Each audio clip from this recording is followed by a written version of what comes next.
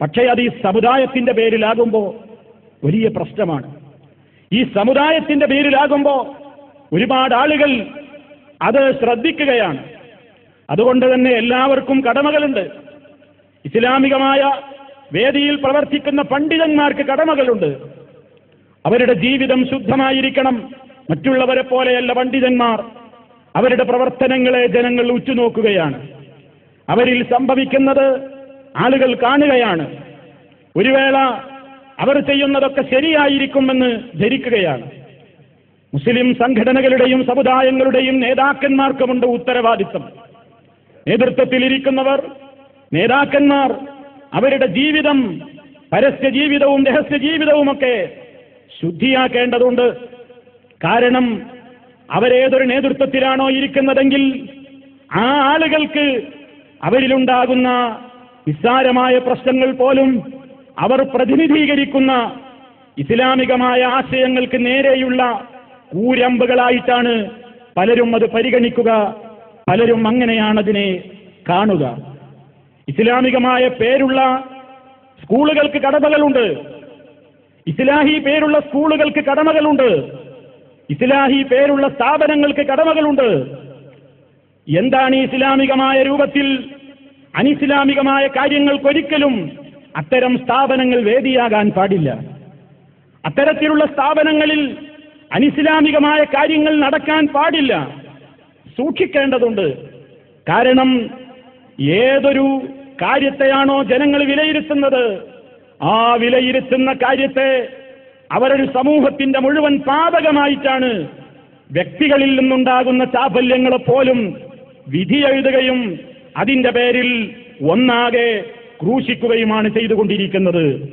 സഹോദരങ്ങളെ, ചില കാര്യങ്ങൾ നമ്മൾ മനസ്സിലാക്കുക. ഇസ്ലാമികമായി ചില ആളുകളൊക്കെ അതിനെ ന്യായീകരിക്കുന്നു. ചിലരൊക്കെ പറയുന്നു, കോഴിക്കോട് ഒരു വലിയ സംഗീത പരിപാടി നടന്നത് ഒരു വലിയ ആവേശമായി കൊണ്ട് ആളുകൾ എടുത്തു പറയുന്നു. ആ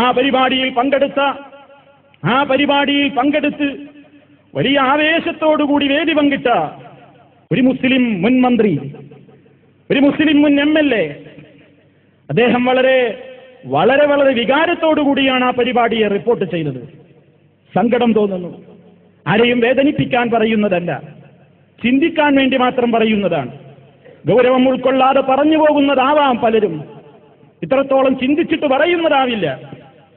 പരിപാടിക്ക് വേണ്ടി അദ്ദേഹം പോയിരിക്കുകയാണത്രേ ഗാലറിയിൽ, മുൻനിരയിൽ. ആവേശത്തോടുകൂടി കാത്തിരിക്കുമ്പോൾ വാനലോകത്തേക്ക് നോക്കുമ്പോ അവിടെ ഇങ്ങനെ കാർമേഘങ്ങൾ കൂടി നിൽക്കുന്നു. കാർമേഘങ്ങൾ കൂടി കണ്ടപ്പോൾ അദ്ദേഹത്തിന്റെ ഭയം ഇരട്ടിയായി. ഇത്ര വലിയ സംവിധാനത്തോടുകൂടി ഒരുക്കുന്ന ഈ ഒരു പരിപാടി മഴ പെയ്തുകൊണ്ട് മുടങ്ങിപ്പോകുമോ എന്ന ഭയം അദ്ദേഹത്തെ വല്ലാതെ പിടികൂടി. അങ്ങനെ ഒന്നും സംഭവിച്ചില്ല. സ്റ്റേജിൽ തിമർത്താടി, നടക്കേണ്ടത് മുഴുവൻ നടന്നു. മണിക്കൂറുകൾ പോയതറിഞ്ഞില്ല. ഗായികമാര് പാടി, ഗായകന്മാര് പാടി, ഗാലറി മുഴുവൻ ഇളകി മറിഞ്ഞു. എല്ലാവരും അതിൽ മതിമറന്നാറാടി. നടക്കേണ്ടതെല്ലാം നടന്നു. സന്തോഷകരമായി ജയ്ഹോ വിളികളുമായി ആളുകളൊക്കെ പിരിഞ്ഞു പോകുമ്പോ ഈ നേതാവും പിരിഞ്ഞു പോവുകയാണ്. പിരിഞ്ഞു പോകുമ്പോൾ അദ്ദേഹം മാനത്തേക്കൊന്ന് നോക്കി പോലും. കാർമേഘങ്ങളും പതുക്കെ പിരിഞ്ഞു പോവുകയാണത്രേ. അദ്ദേഹത്തെ ഇതുവരെ പേടിപ്പിച്ച കാർമേഘങ്ങളെ നോക്കി അദ്ദേഹം പറഞ്ഞുവത്രേ, ഓ കള്ള ബടുക്കൂസുകളെ, നിങ്ങളും പാട്ട് കേൾക്കാൻ വന്നതായിരുന്നുവല്ലേ. സഹോദരന്മാരെ, തമാശയായി കാണേണ്ട വാചകങ്ങളല്ല, ഗൗരവത്തോടുകൂടി സമുദായം കാണേണ്ട വാചകങ്ങളാണ്. നിങ്ങളൊന്ന് ചിന്തിച്ചു നോക്കൂ. അല്ലാഹു സുബ്ഹാനഹു വ തആല ഈ സമുദായത്തിന് ഇസ്സത്ത് നൽകുന്നത് വീര്യമുള്ള നേതാക്കളിലൂടെയാണ്, ഈമാനുള്ള ആളുകളിലൂടെയാണ്. നമ്മൾ മനസ്സിലാക്കണം. സങ്കടം തോന്നുന്നു. പ്രിയപ്പെട്ടവരെ, ഇസ്ലാമികമായുള്ള ഈ ഒരു മാനസികമായ വേദനയിൽ പങ്കാളികളാകാത്ത ഒരു മുസ്ലിമും ഉണ്ടാകും എന്നെനിക്ക് തോന്നുന്നില്ല. കാരണം നിങ്ങൾ ചിന്തിച്ചു നോക്കൂ, അതിന്റെ ലക്ഷ്യം നല്ലതല്ലേ എന്നതായിരിക്കാം ചില ആളുകൾക്ക് പറയാനുള്ളത്. എയ്ഡ്സ് ബാധിതരായ കുട്ടികളുടെ പുനരധിവാസത്തിന് വേണ്ടിയാണ് ഈ പരിപാടി സംഘടിപ്പിക്കുന്നത് എന്നും അതിൽ വലിയ വിജയമാണ് കണ്ടതെന്നും ഇതിന് വലിയ പ്രസിദ്ധി ഉണ്ടായി എന്നും ഈ ഒരു പരിപാടി സംഘടിപ്പിച്ചതുകൊണ്ട് ഇനി വേണമെങ്കിൽ മൈക്കിൾ ജാക്സന്റെ വരെ പരിപാടി സംഘടിപ്പിക്കാമെന്ന ആവേശം എനിക്ക് കിട്ടിയിരിക്കുന്നു എന്നാണ് മുസ്ലിം സമുദായത്തെ രാജ്യസഭയിൽ പ്രതിനിധീകരിക്കുന്ന ബഹുമാന്യനായ ഒരു സുഹൃത്ത് പറഞ്ഞതെങ്കിൽ, ഈ സമുദായത്തിന്റെ നേതൃത്വത്തിന്റെ ആളുകൾക്ക്, അതുപോലെ തന്നെ അതിന്റെ മുന്നണി പോരാളികളായി അറിയപ്പെടുന്ന ആളുകൾക്ക് ഒരുപാട് ശിക്ഷണങ്ങളും ഒരുപാട് മതപരമായ നിർദ്ദേശങ്ങളും ഒരുപാട് ബോധവൽക്കരണങ്ങളും ഇനിയും കിട്ടേണ്ടതുണ്ട് എന്ന ഏറ്റവും വലിയ ഒരു സത്യത്തിലേക്കാണ് സഹോദരങ്ങളെ ഇത് നമ്മുടെ ശ്രദ്ധ ക്ഷണിക്കുന്നത്. എയ്ഡ്സ് ബാധിച്ച കുട്ടികളെ സംരക്ഷിക്കാൻ വേണ്ടിയാണോ ഈ കോടികൾ മുടക്കിയിട്ട് ഈ പരിപാടി നടത്തിയിട്ട് വലിയ വിഭവസമാഹരണം സംഘടിപ്പിക്കുന്നതെങ്കിൽ അല്ലാഹുവിന്റെ അടുക്കൽ അത് ന്യായീകരണമാകുമോ സഹോദര? ചിന്തിച്ചു നോക്കൂ. ഞാൻ ആരെയും കുറ്റപ്പെടുത്താനല്ല. എന്നെപ്പോലെ നീറുന്ന ഒരുപാട് ഹൃദയങ്ങൾ ഉണ്ടാകും ഈ ശബ്ദം കേൾക്കുന്ന മുഴുവൻ ആളുകളിലും എന്ന് ഉറച്ചു വിശ്വസിക്കുന്നവനാണ് ഈ ഉള്ളവൻ. ഇതാരെയും കുറ്റപ്പെടുത്തുവാനോ ആർക്കെങ്കിലും എതിരെയുള്ള ഒരു ആരോപണം പറയാനോ അല്ല. എല്ലാവരോടും വളരെ ഗുണകാംക്ഷയോടുകൂടിയുള്ള ഒരു ഓർമ്മപ്പെടുത്തൽ മാത്രമാണ്. നിങ്ങൾ ചിന്തിച്ചു നോക്കൂ. ഒരാൾ രാത്രിയിൽ മുഴുവൻ മോഷണം നടത്താൻ നടക്കുകയാണെന്ന് വിചാരിക്കുക.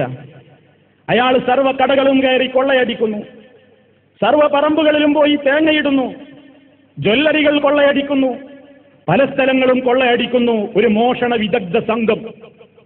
ആ സംഘം രാത്രി ഇരുളിന്റെ മറവിൽ വലിയ രൂപത്തിലുള്ള കൊള്ളകളും ആ രൂപത്തിലുള്ള കാര്യങ്ങളുമൊക്കെ ചെയ്യുന്നു. അവരോട് ചോദിക്കുകയാണ്, നിങ്ങൾ എന്തിനീ പണി ചെയ്തു? നിങ്ങൾ എന്തിനീ പണി ചെയ്തു? അയാൾ തിരിഞ്ഞു നിന്ന് ചോദിച്ചു എന്ന് വിചാരിക്കുക. ഹേ, നിങ്ങൾക്കെന്ത് സംഭവിച്ചു? ഞങ്ങൾ ഈ കഷ്ടപ്പെട്ട് ജ്വല്ലറി കൊള്ളയടിച്ചത്, ഞങ്ങൾ ഈ കഷ്ടപ്പെട്ട് തെങ്ങിൽ കയറി തേങ്ങയിട്ടത്, ഞങ്ങൾ കഷ്ടപ്പെട്ട് രാജ്യത്തിന്റെ പല രൂപത്തിലും മോഷണം നടത്തിയത്, ഇവിടെ ഒരു നേരത്തെ കഞ്ഞിക്ക് വകയില്ലാത്ത പട്ടിണി പാവങ്ങളുണ്ട് തെരുവിൽ, അവർക്ക് അന്നം നൽകാനാണ്. കുടിലില്ലാത്ത ഒരുപാട് പാവങ്ങളുണ്ട് കടത്തിണ്ണകളിൽ അന്തിയുറങ്ങുന്നവർക്ക് തല ചായ്ക്കാൻ ഒരു ഇടം നൽകുമെന്ന നിലയ്ക്ക് ഒരു കൊച്ചു കൂര വെച്ചു കൊടുക്കാനാണ്. ഈ സമുദായത്തിലെ ഒരുപാട് പാവപ്പെട്ട ആളുകളുണ്ട്, അവർക്ക് വേണ്ട സൗകര്യങ്ങൾ ചെയ്തു കൊടുക്കാനാണ് എന്നാരെങ്കിലും എന്നോടോ നിങ്ങളോടോ പറഞ്ഞാൽ എന്റെയും നിങ്ങളുടെയും പ്രതികരണം എന്തായിരിക്കും? ഒരു മുസ്ലിമിനെ ഉൾക്കൊള്ളാൻ കഴിയുമോ? ഒരു മുസ്ലിമിനെ ഉൾക്കൊള്ളാൻ കഴിയുമോ സഹോദരന്മാരെ? ഒരു സ്ഥലത്ത് ഒരു ബിൽഡിങ്ങിൽ വേശ്യാലയം പ്രവർത്തിക്കുകയാണ്. ധാരാളക്കണക്കിന് വിവിധ രാജ്യങ്ങളിൽ നിന്നുള്ള വേശ്യകളെ കൊണ്ട് നിറച്ചിരിക്കുന്ന ഓരോ റൂമുകളും. അതിന്റെ നടത്തിപ്പുകാർ പറയുകയാണെന്ന് സങ്കല്പിക്കുക, ഞങ്ങൾ ഈ പണി ചെയ്യുന്നത് ഇവിടെ ഒരുപാട് പാവപ്പെട്ട ആളുകളുണ്ട്, അവർക്ക് വേണ്ട സംരക്ഷണം കൊടുക്കാനുള്ള വിഭവം സമാഹരിക്കാനാണ്, അതിനു വേണ്ട ഫണ്ട് സ്വരൂപിക്കാനാണെന്ന് പറഞ്ഞാൽ ഏതെങ്കിലും ഒരു മുസ്ലിം മനസ്സാക്ഷിക്ക് അത് ഉൾക്കൊള്ളാൻ കഴിയുമോ സഹോദര? കഴിയില്ല. ഇസ്ലാം എന്ന് പറയുന്നത് ലക്ഷ്യം മാത്രം പരിശുദ്ധമായാൽ പോരാ, മാർഗവും പരിശുദ്ധമായിരിക്കണം. ലക്ഷ്യം മാർഗത്തെ ന്യായീകരിക്കുന്നു എന്നത് മാർക്സിയൻ സിദ്ധാന്തമാണ്, ഇസ്ലാമിന് അന്യമായ സിദ്ധാന്തമാണത്.